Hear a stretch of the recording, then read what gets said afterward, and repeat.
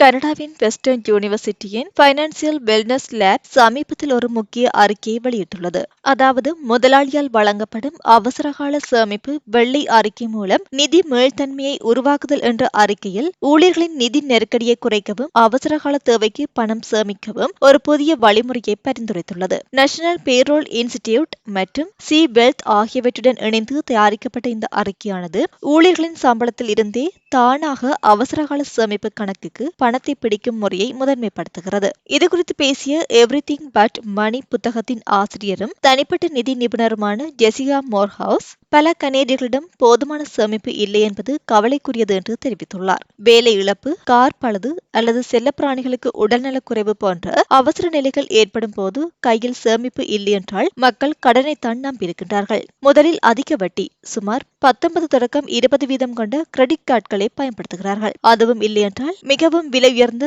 Birthday லோன்ஸை நாடுகிறார்கள் என்று அவர் தெரிவித்துள்ளார். இதற்கு தீர்வாக ஊழியர்கள் தங்கள் சம்பளத்துறையிடம் கேட்டு சம்பளத்தில் ஒரு பகுதியை நேரடியாக சேமிப்பு கணக்குக்கு மாற்றச் சொல்லலாம். ஆனால் இப்படி ஒரு வசதி இருப்பதை பலருக்கு தெரிவதில்லை. அதனால் இந்த திட்டத்தை ஆப்ட்-இன், அதாவது கேட்டு பெறுவது என்பதற்கு பதிலாக ஆப்ட் அவுட், தானாகவே சேர்ந்துவிடும், வேண்டாம் என்றால் விலகலாம் என்ற முறையில் செயல்படுத்த அறிக்கை பரிந்துரைக்கிறது. வெஸ்டர்ன் யூனிவர்சிட்டி அறிக்கையின்படி ஊழியர்களின் பணக்கவலை வேலை நேரத்திலும் தொடர்கிறது. நேஷனல் பேரோல் இன்ஸ்டிடியூட்டின் ஆய்வின்படி 51% ஊழியர்கள் வேலை நேரத்தில் பணத்தை பற்றி கவலைப்படுகிறார்கள். 6% பேர் தினமும் 90 நிமிடங்களுக்கு மேல் இதற்காக செலவிடுகிறார்கள். இதனால் ஆண்டுக்கு 69.5 பில்லியன் மதிப்புள்ள உற்பத்தி திறன் இழப்பு ஏற்படுகிறது.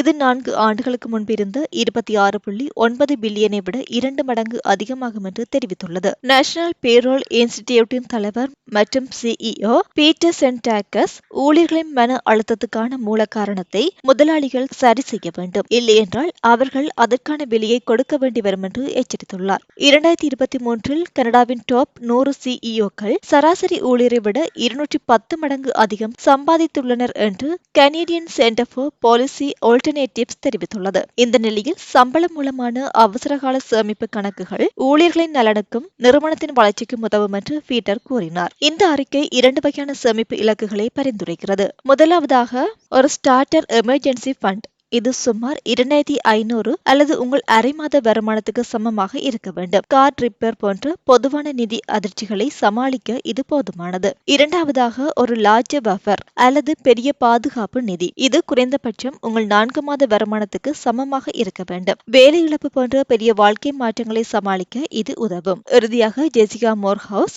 நாங்கள் உருவாக்கும் இந்த திட்டத்தில் நீங்கள் தானாகவே இணைக்கப்படுவீர்கள். ஆனால் அது உங்களுடைய பணம். உங்களுக்கு அணுகலுள்ள, நீங்கள் சொந்தமாக்கிக் கொண்ட ஒரு கணக்குக்குத்தான் அந்த பணம் செல்கிறது. இது ஒரு தெளிவான பிஹேவியரல் ஃபைனான்ஸ் முறை, அதாவது பே யுவர் செல்ஃப் ஃபர்ஸ்ட், உங்களுக்கே நீங்கள் முதலில் பணம் செலுத்திக் கொள்ளும் முறை என்று தெரிவித்துள்ளார். தற்போது சேமிக்காத மக்களை அவசரகால நிதியை உருவாக்க வைப்பதற்கு இது ஒரு மிக எளிமையான தீர்வு என்றும் அவர் தெரிவித்துள்ளார். இந்த புதிய முறை நடைமுறைக்கு வந்தால் அது உங்களுக்கு பயனுள்ளதாக இருக்குமா? உங்கள் கருத்துக்களை கீழே கமெண்ட் செய்யுங்கள். இதே போன்று தொடர்ந்தும் செய்திகளை பெற்றுக்கொள்வதற்கு நம்முடைய சேனலுடன் இணைந்திருங்கள். வாட்ஸ்அப் மூலமும் செய்திகளை பெற்றுக்கொள்வதற்கும் வாட்ஸ்அப் குழுவில் இணைந்திருங்கள். வாட்ஸ்அப் குழுவில் இணைவதற்கான லிங்க் கீழே உள்ள டிஸ்கிரிப்ஷன் மற்றும் கமெண்ட் செக்ஷனில் இருக்கின்றது.